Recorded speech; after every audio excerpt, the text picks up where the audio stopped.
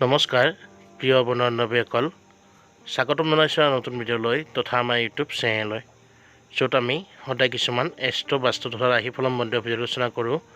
বলকচোন জৰিয়তে জানি লওঁ নতুন বছৰটোত আপুনি কোনবোৰ গছ আপোনাৰ ঘৰত আনি ৰুব, যাৰ দ্বাৰা আপোনাৰ জীৱনত সৌভাগ্য উদয় হ'ব।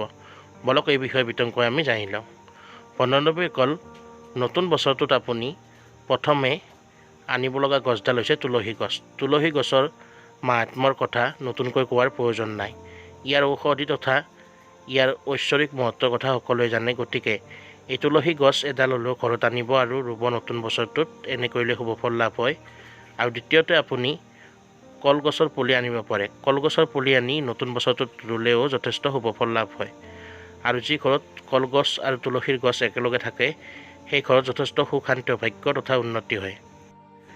বন্ধুবান্ধৱীসকল, এইবোৰৰ উপৰিও তৃতীয় আৰু চতুৰ্থতে আপুনি মানি প্লেণ্ট তথা লাকি বেম্বো বা আমাৰ বাঁহগছ আদিও ৰুব পাৰে। এনে কৰিলেও ঘৰ এখনত সুখ শান্তি ভাগ্য বৃদ্ধি হয়। আৰু নতুন বছৰত এইবোৰ গছ ঘৰত ৰোপণ কৰিলে যথেষ্ট শুভ ফল লাভ হয়। আশা কৰোঁ আপোনালোকৰ নতুন বছৰটোৱে শুভ ফল কঢ়িয়াই আনক, তাকে কামনা কৰিলোঁ ভগৱানৰ ওচৰত। আৰু যদি ভিডিঅ'টো ভাল লাগিল তলত কমেণ্টত গৈ জয় মা লক্ষ্মী কমেণ্ট কৰিবলৈ নাপাহৰিব। আৰু চেনেলটো ছাবস্ক্ৰাইব কৰি দিব, এনে ধৰণৰ ভিডিঅ' সদায় পাই থাকিবলৈ। ধন্যবাদ।